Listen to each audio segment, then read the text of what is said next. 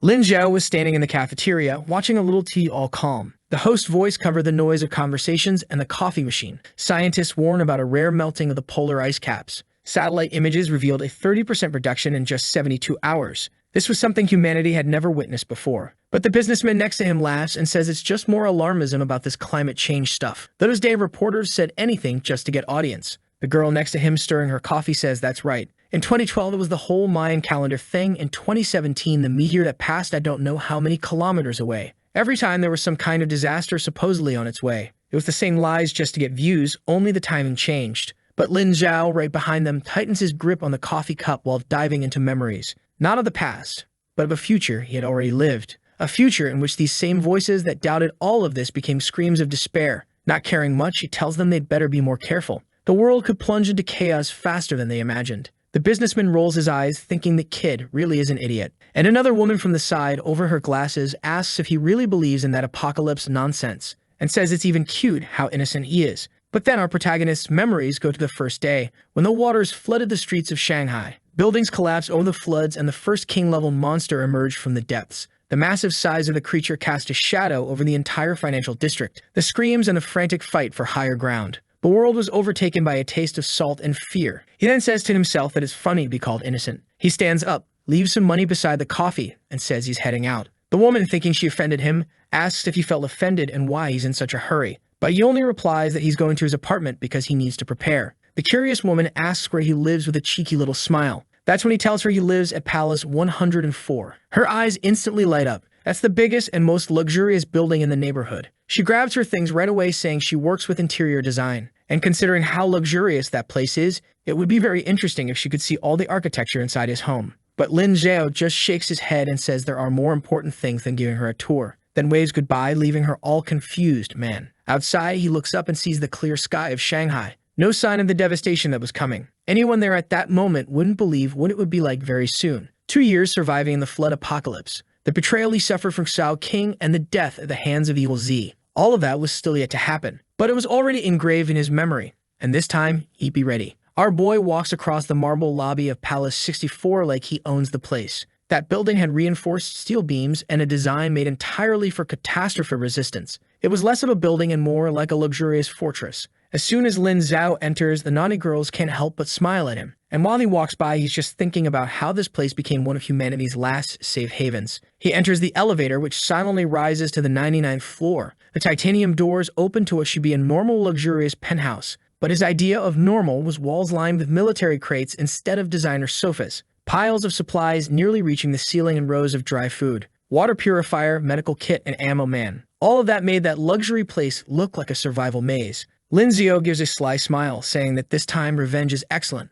but precise. We then see 3 weeks earlier, when he suddenly wakes up sweating. He puts his hand on his chest, wondering what happened. As far as he remembers, he had just lost consciousness after being struck. But before he could focus on what went down, suddenly the little cistern window pops up for the bastard, something that was only visible to him. The system of the survivor's sea of talents. Before he could even understand what that was, the first ability is acquired. He gains the technopathy talent and starts wondering what the heck that is. The system explains it was the ability to control electronic devices even without power. It was kind of a skill to hack anything and at the same time turn on devices. The guy's Chinese, and if there's one thing he knows, it's systems. Right away, the pieces fall into place and he smiles. Being able to control electronics without energy would give him a huge advantage in the chaos that was coming. His phone then shows the date, exactly 1 month before the flood apocalypse arrives. And he doesn't waste a single second. Before lunch, the bastard had already created countless bank accounts and taken out loans wherever possible. Not only did he take loans under his name, but also under Xiao King's, his future girlfriend who betrayed him. The money came fast, and soon he'd have enough to start assembling his arsenal. The problem is, not long after, when he left home to start his plans, he ran into them. Xiao King was already standing out front, arms crossed, and an angry face. Next to her was Shou Jing, her brother, like a watchdog. With a fake tone and pretending to care, she asks where Lin Zhao is heading off to Sora like that. Our boy stares at Xiao King and her brother. Seeing their faces triggered countless memories. He sees himself 2 years in the future, inside the apocalypse. The water had already come, along with the creatures, and most of the city had been destroyed. There were monsters on the loose and floods were a regular thing. On one of the few days when the water had receded a bit, Lin Zhao went out to search for supplies. On the way, his phone rings. Shou Jing, his voice calls out, saying there were people going into the apartment to steal the supplies and he had to come back. Right away, Lin Zhao runs back in desperation and opens the apartment door. But before he can understand what's happening, something hits him square in the back of the neck. His vision starts to go dark in a matter of seconds, and just before passing out, he manages to turn around, just enough to see Mao Ji and Xiao Jing laughing together while Xiao King watched from the side. Her cold eyes made it clear she was part of it all. The memory fades, and back in the present, he's staring at the two who would betray him in the future. Xiao Xing once again asks what's going on. She wants to know why she's getting a bunch of messages saying someone is taking out loans in her name. Lin Zhao stays calm and says his account got hacked. Seems like someone got both their info, and he's heading to the bank now to fix it. Right then, Xiao Jing yells and grabs Lin Zhao by the collar, saying he's lying, asking if he really thinks they're dumb enough to believe he'd do something like that. But just as he goes to say Lin Zhao isn't leaving until he sorts it out of nowhere, he takes a fist right to the mouth man. The precision was perfect as skill developed during the survival times. Xiao Jing twists all weird and collapses unconscious on the ground. Right then, the sister screams in despair, asking if Lin Zhao has lost his mind. But he just adjusts his coat and asks if she really thinks that's madness. She better get ready because she had no idea how insane this world was going to get. Then he turns around and walks off, leaving the fool kneeling next to her brother. He catches the first bus and heads to a half-ruined building on the edge of the city. From the outside, anyone would say the place was abandoned. Peeling paint, dusty windows, and no one in sight. But he walks up to the door, knocks 3 times, pauses, and then knocks twice more. Of course he knew exactly how to get to the black market. Suddenly, a crack opens in the door and someone simply asks for the code. Lin Zhao just says that he saw the Azure Dragon. With that, the door opens, and inside, weapons line the walls.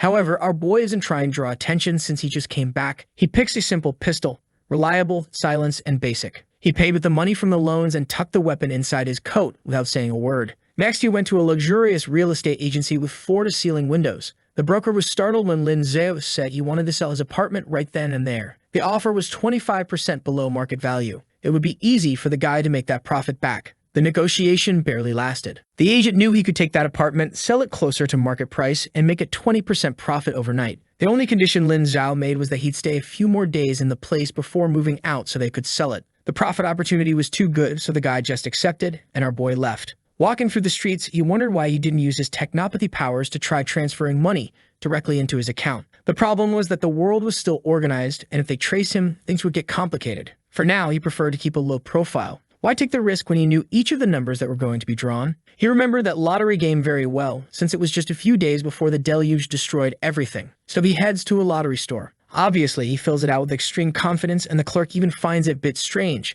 but says nothing. On the way back, he can already sense someone watching him from afar. 2 masked guys in dark clothes just observing. He's sure they're goons, either from Xiao Jing or Mao Ji. Even though they weren't amateurs, his senses were way too sharp for that. He makes it home safely, but now he knows he's being watched. The next morning, Lin Zhao calls a certain number while his eyes are fixed on the TV, where they're talking about the melting of the ice caps. The person picks up, and right away he says he wants to rent a storage unit on Jinling Street, that giant one near Palace 104, and he needs it for today. The guy decides to throw out a high price that would make anyone hesitate, but Lin Zhao just says he'll transfer the money because he wants access today. With that, he hangs up, grabs his laptop, and starts buying various supplies. Canned goods, dry food, military-grade gear, and a water filter. He needed items with a shelf life of years, not months. And as always, he pays extra for immediate delivery. But when he leaves the house, the 2 guys are once again watching Lin Zhao hop into a taxi. One of them warns over the phone that the kid just left. On the other end, Xiao Jing orders them to follow him and not lose track this time. So they tail him all the way to the industrial district and see him unlocking a massive warehouse.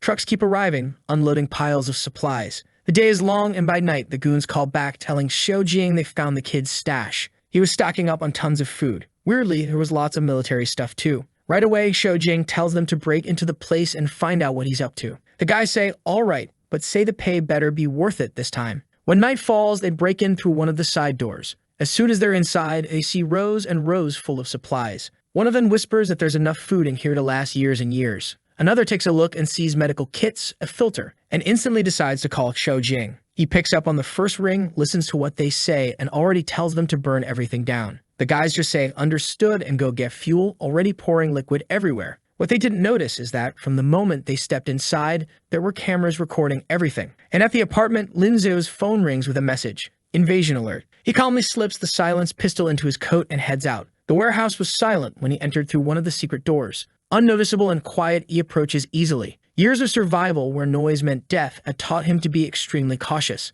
The first one, poor guy, didn't even know what hit him, man. A silenced shot was muffled. The second one turned as the body dropped. But Lin Zhao was already there too, man. 2 more shots and it was over. The poor guys didn't even get a chance. Our boy just drags them to the back of the warehouse and digs a hole, throws them in, covers them with dirt, and puts a tarp over it. That spot was bound to flood first when the water rose. No one would ever even find this place. The following week, the warehouse just kept filling up. Every morning, Lin Zhao showed up early to train. He kept his body in shape because he knew what was coming. Meanwhile, Xiao Jing was pacing back and forth inside the apartment, wanting to know where those bastards had gone. Apparently, that scumbag had betrayed him, abandoned the mission, and now they were ignoring him. The sister next to him says they probably ran off with the advance payment he sent, but he just responds that those bastards wouldn't dare do something like that. It had already been 7 days since our boy bought the lottery tickets. The drawing happened on national television. Everyone gathered to see who'd win the jackpot this time. The numbered balls dropped one by one, all matching the ticket of our protagonist, who didn't show a single reaction. The last one drops, confirming him as one of the winners of the biggest prize in history. Obviously, that didn't surprise him,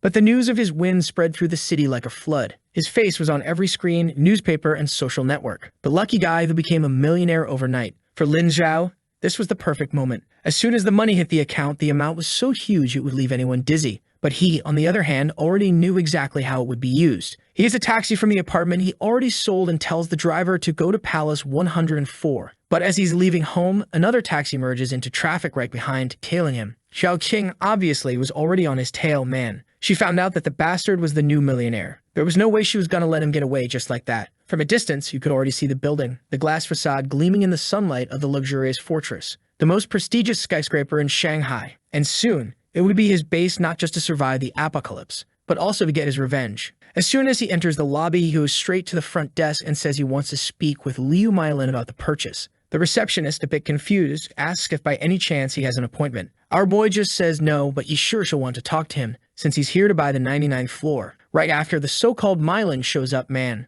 All businesswoman and professional, she comes up to our boy and congratulates him, saying she heard about his luck winning the lottery and wants to know how Palace 104 can help him. Lin Zhao says he'll get straight to the point. He wants to buy the entire 99th floor. The poor woman is startled, but she can't really doubt the guy. He had won the lottery. So she says to come with her to the office. But on the way, man, Lin Zhao sees Xiao Qing entering the lobby. The girl was hunting him like a hawk, looking from side to side. And obviously, in a few seconds, she shouts his name. The sly one teleports man into flirt mode, grabbing his arm and pretending like nothing had happened that day at the apartment door. She says she's been looking for him everywhere, and right away introduces herself to Mylin as Lin Zhao's girlfriend. Mylin just says she understands, and then says they can begin discussing prices. But he just interrupts and says he'll pay 20% above the full price. The only condition he has is that he gets access to the place in a week at most. Mylin is startled and looks a bit confused. Apparently, he was willing to spend nearly the entire prize just to get that floor. She thinks the guy's being foolish. Clearly, he doesn't have experience with money and just wants to spend however. Soon enough, they'll be broke again. But she knows how hard it is for someone to make an offer on the 99th floor,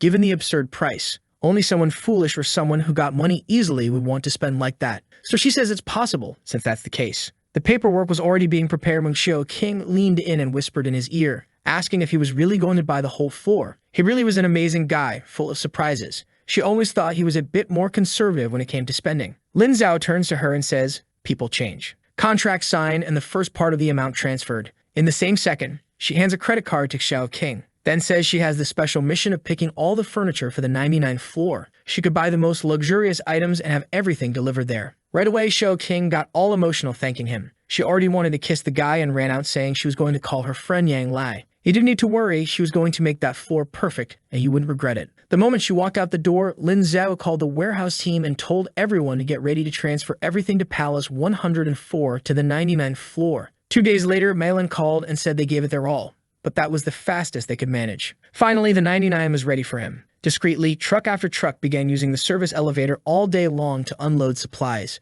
At the same time, the furniture from the luxury stores Xiao Qing had visited was arriving. The floor was getting filled, and with that, the last delivery was made. When the last piece of furniture was delivered, Lin Zhao made one final call to the bank and had the card that was with Xiao Qing canceled. Meanwhile, on the other side of the city, Xiao Qing was at a luxury store. The counter was full of shoes, designer clothes, and everything else. Yang Lei was next to her drooling, saying she really was lucky to have Lin Zhao, and asking her friend not to forget her once she started living in that place. Xiao Qing laughed and said she'd never forget and hugged the little card. But the clerk's expression changed and she apologized, saying the card had been declined. Xiao Qing says that's impossible. That card had access to millions, so just run it again. She'd been buying furniture all week, but after 3 attempts, the same result. Xiao King started turning red, then tried calling Lin Zhao, but it went straight to voicemail. Next morning, she came marching into Palace 64. Obviously, the sly one was furious, wanting to know how that bastard was ignoring the queen of that place. She stormed through the lobby like a hurricane, but as she headed toward the elevators, she was stopped. The guards told her that unfortunately,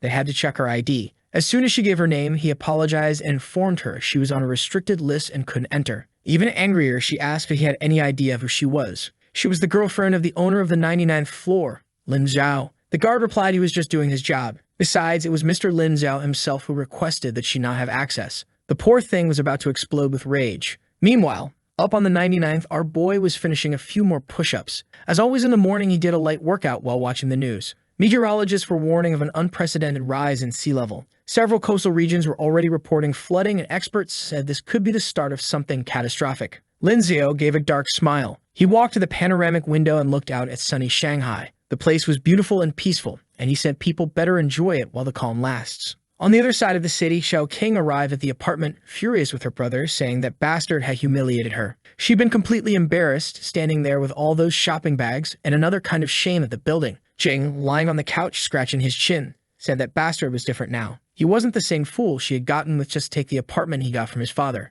Xiao King said that first apartment didn't matter anymore. Now he'd be their way to riches after winning the lottery. Yang Li sprawled on the armchair, said he really was everywhere. Since the lottery thing, people had started calling him the Lucky Dragon of Shanghai. Jing's expression changed. He said they needed to move faster with a plan. If they hesitated or aroused suspicion, they'd lose their only chance. Xiao King asked what they were going to do then. He smiled and said Maoji probably had some contacts at Palace 64. Either he'd be won over by Xiao King, or they'd have to give a different kind of welcome to this dragon. That night, a black and gold envelope arrived for Lin Zhao. His presence was requested at the annual Elite Gala of Shanghai, held at Palace 64. A big party at 7 p.m. in the lobby. He finds it funny how the timing was perfect. That night was when the first flood would hit Shanghai. That might be a good chance to see who's going to be in this building and how everything would start. He needed to keep an eye on who had resources and maybe abilities that could make a difference. In the days leading up to the event, he kept intensifying his training and began to notice that his body was responding faster than usual. Muscles that took months to develop were now showing up in days.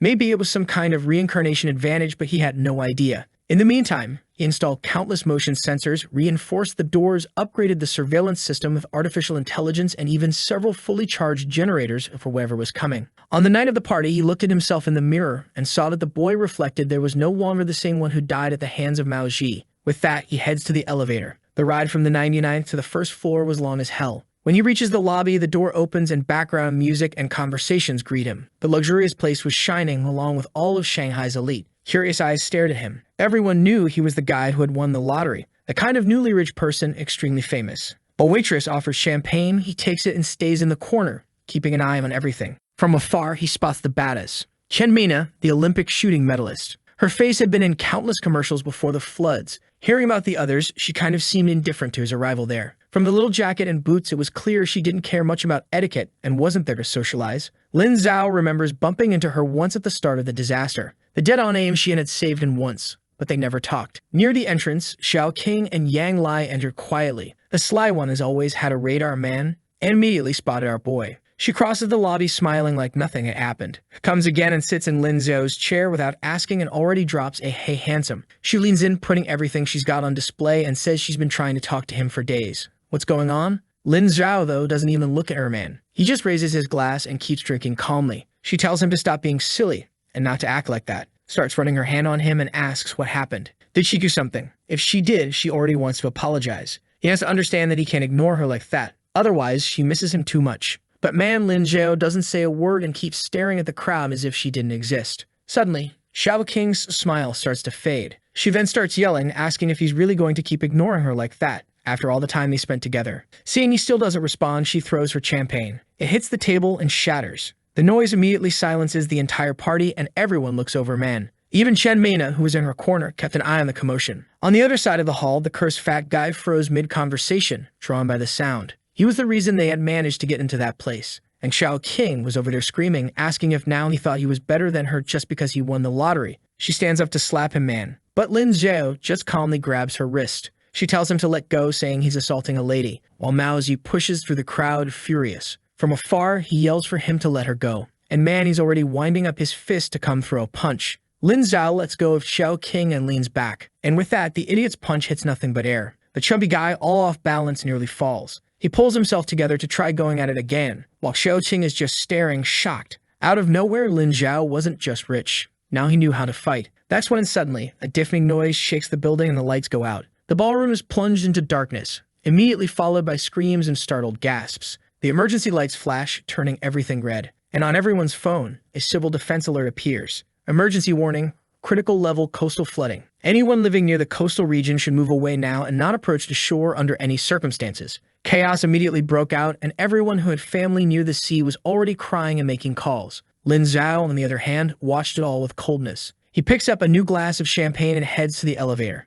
The moment he presses 99, he feels a strange jolt. A technopathy power activates from 1 second to the next, and he feels as if he's connected to the entire security network. With that, he begins to close all the emergency doors on every multiple of 10 floor. In other words, on the 10th, 20th, 30th, 40th, up to the 90th floor, everything was shut. Now that everything was beginning, there was no longer any reason to hide his powers. And with everything locked, no one would be able to run up the stairs once the water rose. With that, the elevator ascends, leaving the panic behind. Meanwhile, in the ballroom, the lights come back on. Everyone was hesitant and afraid when Chen Mina appeared. She raised her hands and asked everyone to stay calm, informing them that she had already confirmed with the authorities that this region of Shanghai was safe. They were far from the flood zone, so that alert had been more of a precaution for them. Not to mention that Palace 104 wasn't at any risk, so they could enjoy the evening. Some more suspicious guests left, but most breathed a sigh of relief. In minutes, the music was back on, and champagne for everyone, man. The party resumed. At that moment, Shobajang rushed in looking for his sister after the flood news. In the middle of the ballroom, Maoji was still looking for that bastard Lin Zhao, when suddenly he spotted Chen Mina way in the back, phone to her ear. She looked a bit frustrated, and right away the fat guy saw an opportunity, man. Smooths out his shirt, adjusts his belt, and heads over to her. He comes in already asking if the signal's bad during this emergency. Gets closer and wants to know who she's trying to call. She glances without much concern and says she's calling her manager to tell her to leave, making it clear, man, that she wasn't interested in talking to him. But the fat guy introduces himself as Mao Ji, and he owned half the businesses in the Pudong region. Had she ever heard of the Red Sea Group? Chen Mina completely ignores him, and he forces a smile. Suddenly, he snatches the phone from her hand. She demands it back angrily, but he says he's just trying to make sure he gets a little of her attention. While playing with the phone, he says it's not every day you run into an Olympic medalist. He heard her performance was amazing and he's excited to see it. But Chen Mina just stretches out her hand and tells him to give it back now. Mao Ji, though, keeps going as if she hadn't said anything, explaining that in his line of work, things are a bit different. He knows all kinds of people, politicians, celebrities, even other athletes. He leans in and warns her that it's good for her to know that in a city like this, where he runs things, she could disappear. Chen Mina, however, just wanted to get her damn phone back. Meanwhile, up on the 99th floor, Lin Zhao was relaxed in his armchair, champagne in hand, looking out the panoramic window. On the city's horizon, the first signs of disaster had begun. Far off, where a clear sky should be, a dark line of water was advancing over Shanghai. He knew everything was about to be swallowed. While 99 floors below, the party was turning into a mess. Everyone was already drunk, stumbling and shouting. A middle-aged businessman stumbled out, phone in hand, saying he was leaving. He exits Palace 64 with the cool breeze hitting his face. He was so drunk he couldn't even walk straight, but the taxi arrived quickly. However, just as he opened the door, he heard a strange sound. Water. Looking to the side, a massive wave was turning the corner. The taxi was slammed and the car landed right on top of the man. He didn't even have time to scream. The water just swallowed everything. The impact made the building shake again, and in the lobby, the chandeliers swayed and crashed to the floor.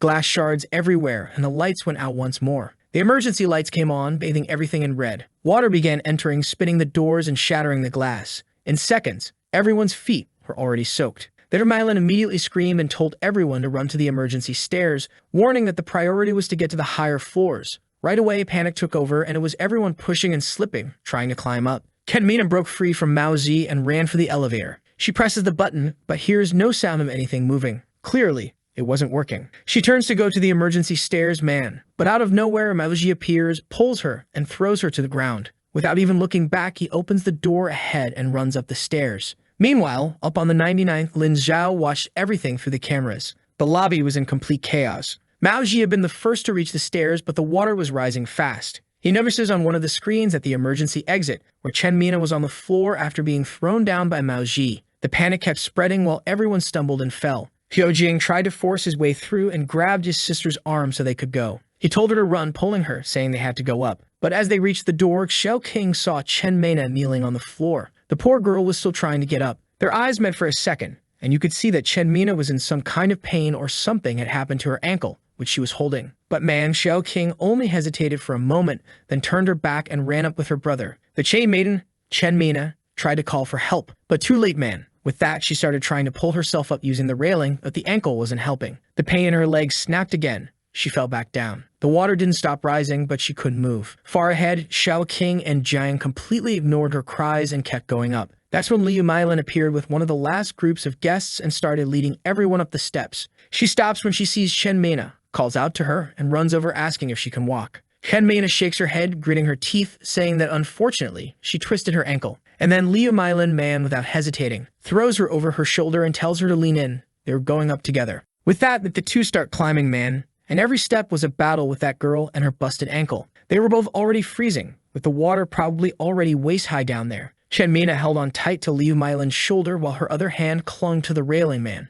On the 5th floor, it became clear that the water wasn't rising anymore. Finally, the flooding was completely left behind by the 6th. They were exhausted, soaked, but at least safe, for now. And with every floor they climbed, more and more people showed up. Maozi enters the ballroom on the 10th floor. Looks like he had been banging on the emergency door for a long time and it wouldn't open no matter what. The chubby guy was soaked in water and sweat, cursing that damn door he had kicked. That party room looked more like a luxury casino. Poker tables, slot machines, and a full bar. That's because in Palace 104, the entire 10th floor was a themed ballroom. Maozi comes in right away, leaving soaked footprints. And right after that, Xiaoqing and Xiaojing arrive. They stumble in equally drenched men. Xiaojing immediately calls out to Maozi, saying the water downstairs rose crazy fast. Maozi's expression changes right away and he tells him to listen. The passage to the 10th was sealed and a bunch of survivors would arrive soon. They had to take control of this place before things got complicated. Not long after, more and more survivors started arriving. Everyone with pale faces, soaked clothes, and some collapsing right to the floor. People were terrified. At last came Liu Mylin and Chenmina, still carrying the girl, man, ankle completely swollen, and of course, everyone noticed right away. That casino had turned into a total mess. Everyone fighting for space, others looting the bar looking for anything to eat, while other groups just sat in shock. In the middle of all that chaos, suddenly, the sound of a gunshot echoed. Everyone froze. Then they saw Maozi standing on top of a poker table with a gun pointed at the ceiling. He yelled, telling everyone to pay attention and announced that from now on, he was in charge here. They needed food, water, medicine, and anything they could find. They better start forming groups and head down to the floors that hadn't flooded yet before the water rose higher. Suddenly, he uses a fake little smile and tells them not to worry. Of course, they were going to divide everything equally. They just had to hold out through the night, since tomorrow the water would probably start to go down and everyone would come out alive and fine. But another executive, soaked and laughing, tells the fat guy to go fetch it himself, wanting to know who said he was king now. Bullet to the head, man. Right then, Maozi kills the first one. Everyone screams in panic, but they all go silent the moment he points the gun at everyone again, asking who wants to know if he's the king. Obviously, no one answers. He just says that if that's the case, then they better go ahead and start forming groups to go get supplies. Everyone runs to obey, right, man, fear moving every step. Off in a corner, Mylin finds a first aid kit behind the bar and is tending to Chenmina's ankle. Reading her teeth, she thanks her while Mylin tightens the bandage. The survivors gather, all trembling, terror stamped on their faces, while Maozi sits in the armchair like the king of the place, just watching while the groups who went down return carrying bottles and bottles of supplies, snacks from the machines, blankets from the suits, everything placed at his feet. Xiaoqing, all crook, hands over a little towel with a twisted smile, saying that this was what she managed to get. Meanwhile, 89 floors above, Lin Zhao checks the time. It was getting kind of late, so he turned on the room heater. He prepared a perfect steak in the kitchen and sat down to eat. After that, he yawned and went to bed smiling, unbothered by the suffering everyone else was going through. Morning sun hit Shanghai, only now it was flooded with a strange tone. Once full of life, now dirty, water stretching to the horizon. The peaks of skyscrapers looked like lonely islands in the middle of the sea. A man clung to a floating billboard, man. He had spotted the top of a building and was trying to swim to reach it. But in a single instant, something passed under him. In a violent strike, the man was pulled down and his scream was silenced beneath the waves. Meanwhile, high above, a commercial airplane was circling, engines shaking. That's because the pilot had been trying to find a runway since last night, but there was only water. Fuel was already running low. With no options, he attempted an impossible landing on the rooftop of one of the few buildings still above water. Obviously, it was a total failure and the plane was submerged while the explosion sent water flying into the sky. Up on the 99th, Lin Zhao stretched while sunlight passed through the curtains. After a hot shower, he made coffee and some eggs, calmly eating while watching flood news on his tablet. Right after breakfast, he moved on to his set of push-ups, calmly counting each one. 89 floors below, the survivors huddled in fear and cold. Near the vending machines, a man handed out the last portions of snacks and announced that, unfortunately, that was it. There was no more food in that place. The panic of the moment infected everyone. Obviously, Maoji had kept most of the supplies for himself. At that moment, he was standing at the door of a VIP suite, staring at Chen Mena asleep on the bed. He checked out her body in detail, and when he realized no one was watching, he slowly closed the door and entered. As soon as he took his first steps, she woke up startled and scooted to the headboard, asking in a panicked voice what he was doing there. Mao Zi calmly said he was there to take care of their VIP guest, the only person who hadn't even needed to gather resources. With that, he grabbed her ankle, making her scream in pain. She told him to let go, trying to kick him in the stomach with her other leg, but he just pulled off his coat, telling her to be quiet because nobody was going to help her in this place. Everyone was too busy trying to survive. He began taking off his shirt while she was screaming, but strangely, there were other screams in the hallway, muffling everything. Suddenly, the door burst open and Xiao Jing entered pale, saying they needed to get out of there now. There was something strange in that hallway. Looked like a monster. Some survivors said they saw it coming up from the flooded stairs. Right away, Maoji let go of Chen Mena and rushed past Xiao Jing to check the hallway. Right then, he saw the strange monster. A kind of human fish with green skin, sharp teeth, and slit pupils. Everyone was panicking, trying to hide, while many were already paralyzed. Maozi started looking around, trying to find a way to escape. Right away, he spots an old man frozen in fear. Man. And in a single motion, he grabs the guy and throws him toward the creature, saying, "Here, eat this." The creature, which looked starved, immediately attacked the easiest target. While the beast was busy, Maozi ran to the locked door leading to the upper floors. It was just a basic steel fire door, and now he had to make a decision. He only had 6 bullets in the gun, but he could try to use them to survive. Hearing the old man's screams as he was eaten, and afraid more creatures would show up, he fires the 6 shots. Then tells the other guys nearby to hit the door, and everyone starts forcing it. Everyone pushes together until the metal gives with a loud groan. Mao Zi immediately shoves Xiao Jing, nearly knocking him aside, and starts running up the stairs. Xiao Jing looks on, not happy about it. He sees Mao Zi yelling for him to come on and running ahead. Obviously, the wave of panicked survivors starts trampling everything. Mylan was distracted helping another group of people, while Xiao Jing grabs her brother's arm and pulls him to go with her too. Man, everyone was fleeing up the stairs, all while hearing the sounds of the old man being devoured. Chen Mena, though, was still in the suite, holding her bandaged ankle. Groaning in pain, she pushed herself out of bed, heart racing, trying to understand what all the screaming was, and why now there was total silence. Afraid that Maoji might come back and attack her, she decided it was best to leave. But as soon as she stepped into the hallway, what she saw froze her in place. About 6 meters away, the monster was hunched over the old man's body, ripping through flesh and bone like it was nothing. Its scaly skin was soaked in blood and water, its massive claws buried in the victim's chest. Kenbina pressed herself against the wall next to the elevator, trying to quietly edge away.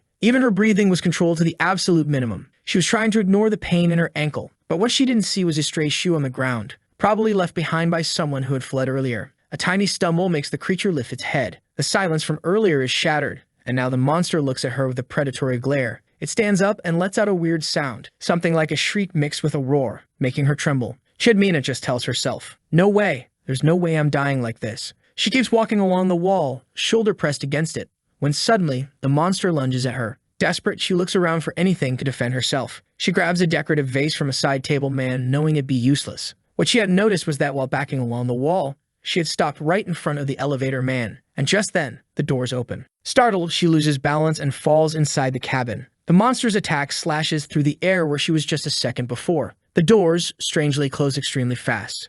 The creature lands a strike, but she only hears the echo outside. Chedmina backs away inside the elevator until she hits the wall, her heart pounding, struggling to catch her breath. Not understanding what's happening, she wonders how this is even possible. The power had been out for hours, and yet she was there, alive, in a lit elevator that seemingly saved her life. Then the cabin starts shaking and rising. Too tired and scared to stand, she stayed right there on the floor, man, staring at the door, her ankle throbbing and her mind racing with questions. Where was she going? Who had managed to bring that elevator at the exact right time? And how did that door close so fast? She kept her eyes on the panel as it passed 13, 25, 40, 60. Her breathing slowly calmed as the danger below faded away. But now she was getting anxious and tense. Back pressed to the wall, eyes glued to the numbers, man. 80, 90, 95. The ascent began to slow as it approached the 99th floor. Imagining something might be waiting for her, she looked around. But in that minimalist cabin, there was nothing. The elevator stopped smoothly, and the display showed 99. But the soft sound, the doors opened and showed the like on this video that helps Mamoru make more juicy content for his viewers. Activate the cheeky little bell, and I'm out.